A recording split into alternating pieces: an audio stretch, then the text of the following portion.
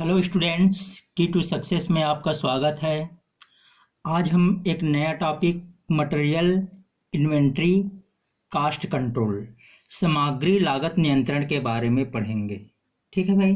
तो सबसे पहले सामग्री लागत नियंत्रण क्या होता है उसको देखते हैं। तो सामग्री लागत नियंत्रण वह होता है जो कि इन्वेंट्री का प्रयोग सामग्री की सूची के लिए होता है। ठीक है। जैसे मान लिया जाए कुछ सामान खत्म हो जाता है तो उसको कितना समय के अंदर में मंगाना चाहिए ताकि उस मटेरियल का आपूर्ति किया जा सके। जैसे मान लिया जाए कि मटेरियल एक सप्ताह के लिए बाकी है हमारे शॉप में, तो एक सप्ताह के अंतर्गत उसको ऑर्डर दे देना चाहिए या एक सप्ताह से पहले दे देना चाहिए। अगर हम 2 या 3 दिन पहले ऑर्डर देंगे तो क्या हो जाएगा, वो सामान ख़त्म हो जाएगा और हमको नुकसान पहुंच सकता है। ठीक है। अगर और पहले ऑर्डर दे देंगे, जैसे 15 दिन पहले ऑर्डर दे देंगे, हो सकता है रेट में फ्लक्चुएशन हो जाएगा।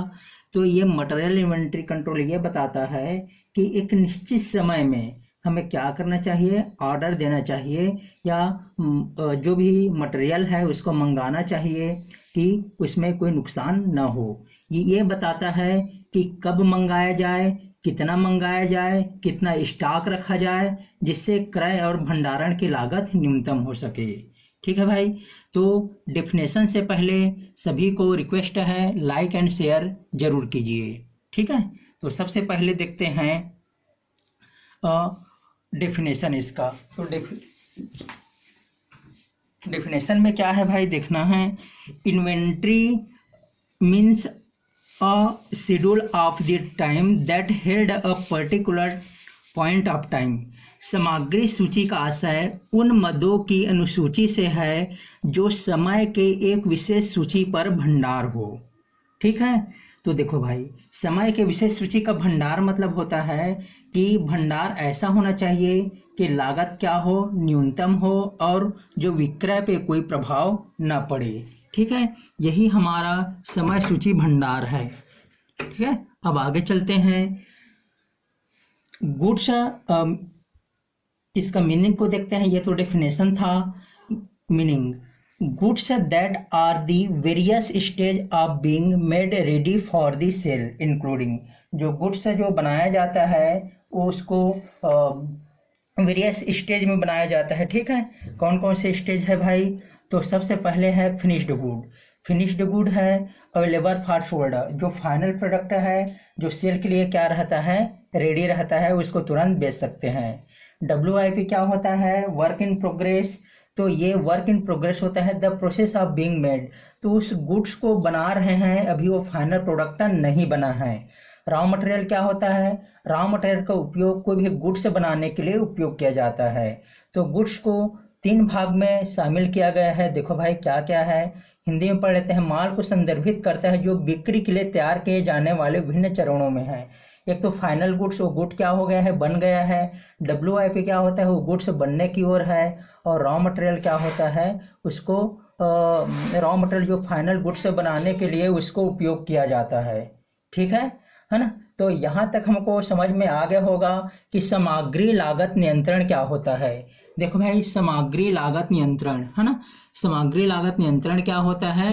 तो ये सामग्री का नियंत्रण निर्धारित करता है कि माल को कब मंगाया जाए, कितना मंगाया जाए, कितना स्टॉक रखा जाए। यही हमारा सामग्री लागत नियंत्रण होता है।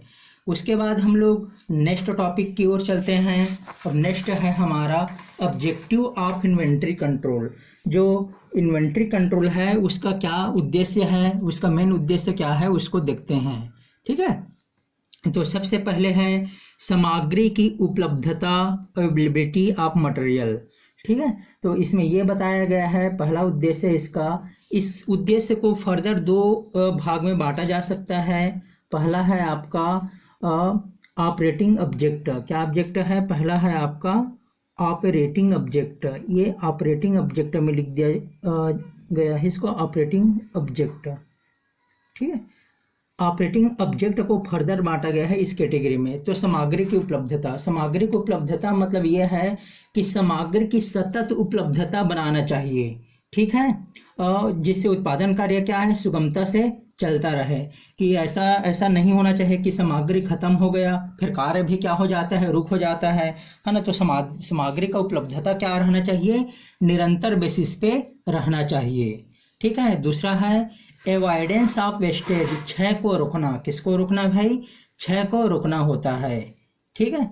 तो इसके मतलब क्या होता है कि जो भी प्रोडक्ट है कि चोरी हो जाता है या उसमें लीकेज हो जाता है या क्षय हो जाता है, उसमें धूल वगैरह लग जाता है, जंग वगैरह लग जाता है, ये सबको रोकना होता है। तो ये इन्वेंट्री का सेकेंड ऑब्जेक्टिव है। ठीक है। तो इसमें क्या क्या आ गया, चोरी आ गया, लीकेज आ गया, और जो जंक आ गया, गंदगी, स्पॉइलेज, ये सबको रुकना रहता है। ठीक है। नेक्स्ट है आपका प्रमोशन ऑफ मैन्युफैक्चरिंग एफिशिएंसी, निर्माणी कुशलता को प्रोत्साहन। तो इसमें क्या किया जाता है, निर्माणी कुशलता को प्रोत्साहन दिया जाता है। ठीक है। निर्माणी कुशलता को प्रोत्साहन दिया जाता है। तो better service to the customer, है ना। इसको एक बार एक्सप्लेन कर देता हूँ।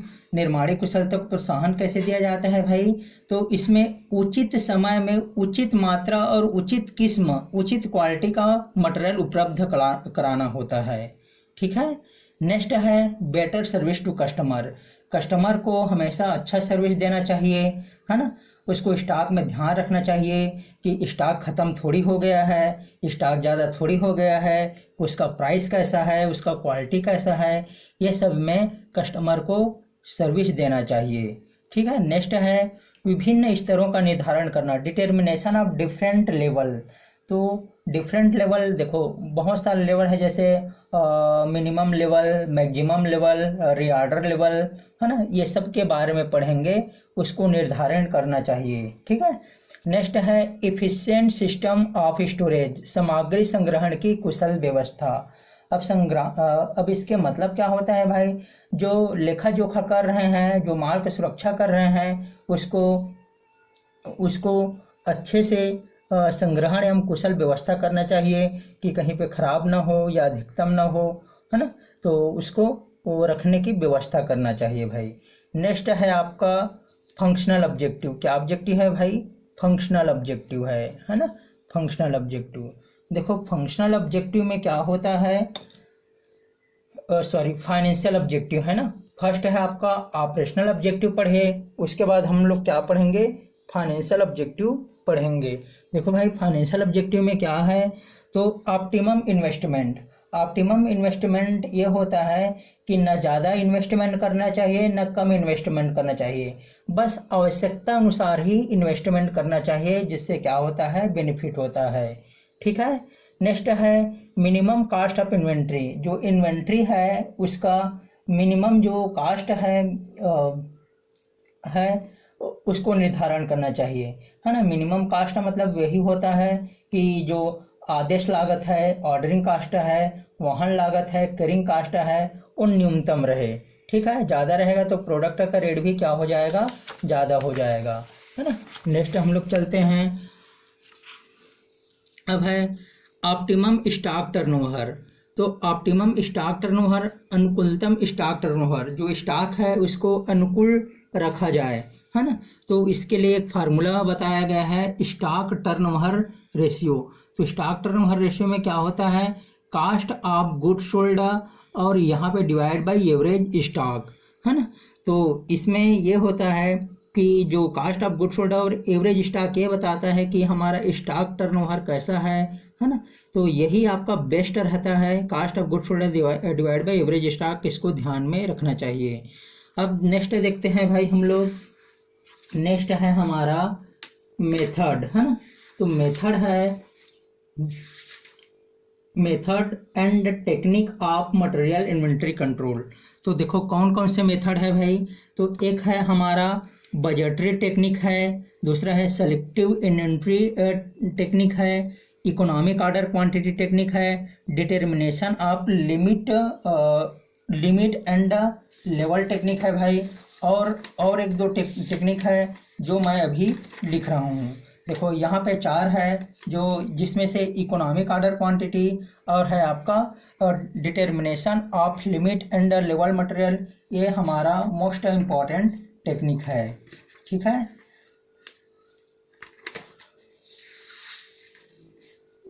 और जो हमारा फिफ्थ टेक्निक है यह है हमारा perpetual inventory system. Perpetual inventory system, Hindi में बोला जाता है इसको निरंतर स्टॉक सूची प्रणाली। निरंतर स्टॉक सूची प्रणाली। ठीक है, नेक्स्ट है हमारा assortment of slow moving stock.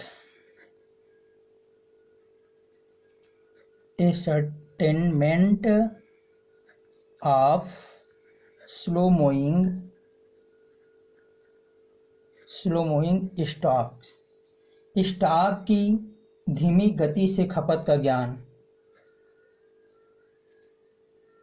Stock की धीमी गति से खपत का ज्ञान,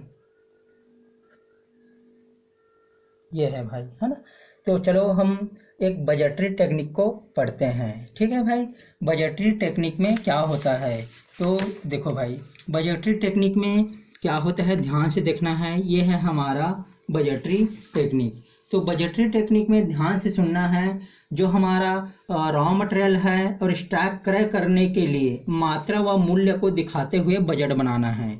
ठीक है, क्या भाई, रॉ मटेरियल और स्टॉक को परचेस करने के लिए उसके जो मात्रा है मूल्य को दिखाना है, वो क्रय बजट बनाता है। जैसे for purchase of raw material और stock to show the quantity and the price there are required to prepare budget.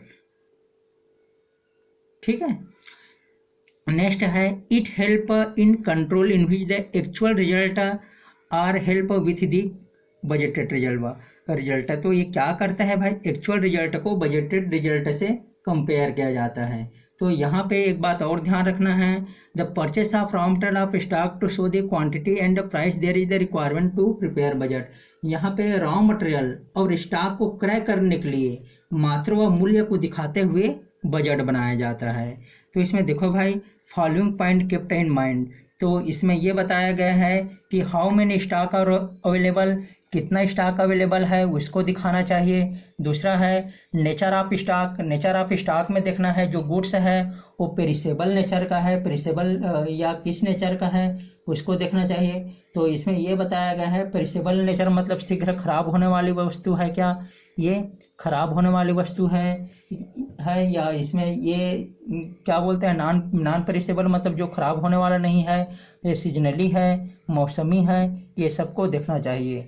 दूसरा ये बताता है अवेलेबल इन मार्केट। मार्केट में वह प्रोडक्ट ऑल टाइम अवेलेबल है या सीजनली अवेलेबल है, इसको देखना चाहिए। ठीक है, ऑल टाइम में कौन कौन सा आ जाएगा भाई, आप लोग सब जानते हो। सीजनली में भी क्या आता है वो भी जानते हो। ठीक है, प्राइस विथ डिस्काउंट, जो भी प्राइस है प्राइस के साथ कितना % डिस्काउंट दे रहा है उसको देखना चाहिए। और नेक्स्ट है आपका अपॉर्चुनिटी कास्ट। अपॉर्चुनिटी कास्ट को देखना चाहिए। ठीक है भाई, अपॉर्चुनिटी कास्ट मतलब जो हमारा दो तीन प्रोडक्ट रहता है, उस प्रोडक्ट में सबसे बेस्ट कौन सा प्रोडक्ट है उसको सेलेक्ट करना चाहिए। ठीक है, नेक्स्ट है हमारा availability of capital. Availability of capital में देखना है कि हमारे पास कितना कैपिटल है, इसको ये बताता है कि अगर हाई लेवल का कैपिटल है तो ज़्यादा हम लोग रॉ मटेरियल परचेस कर सकेंगे, स्टॉक रख सकेंगे, बजट बना सकेंगे। अगर मान लिया जाए अवेलेबिलिटी उसका कम है तो उसके अकॉर्डिंग हम लोग काम करेंगे। तो ये हमारा था भाई बजटरी टेक्निक था। ठीक है, तो हमने कितने प्रकार का टेक्निक पढ़ा, देखो भाई टेक्निक हमने या मेथड हमने 6 प्रकार के मेथड पढ़े, जिसमें से बजटरी तकनीक में आए। बजटरी टेक्निक क्या बताता है, एक बार रिवाइज कर देता हूँ। बजटरी टेक्निक ये बताता है कि जो कच्ची सामग्री व स्टॉक को क्रय करने के लिए मात्रा मूल्य को दिखाते हुए क्रय बजट तैयार करता है। ठीक है, तो इसमें किस किस पॉइंट को देखना चाहिए, how many stock are available, कि कंपनी के पास कितना स्टॉक है ना, कितना स्टॉक उपलब्ध है, कितना स्टॉक उपलब्ध है इसको बताता है। दूसरा है और नेचर ऑफ गुड्स, गुड्स का नेचर कैसा है, प्रेसेबल है, नॉन प्रेसेबल है, सीजनली है, मार्केट अवेलेबल कैसा है कि ऑल टाइम अवेलेबल है या सीजनली अवेलेबल होता है, प्राइस के साथ डिस्काउंट कैसा है, अपॉर्चुनिटी कास्ट उसका क्या है, और अवेलेबिलिटी ऑफ कैपिटल पर है। तो भाई मैं नेक्स्ट टॉपिक में उसके दूसरा टेक्निक को बताते जाऊंगा, है ना। Thank you.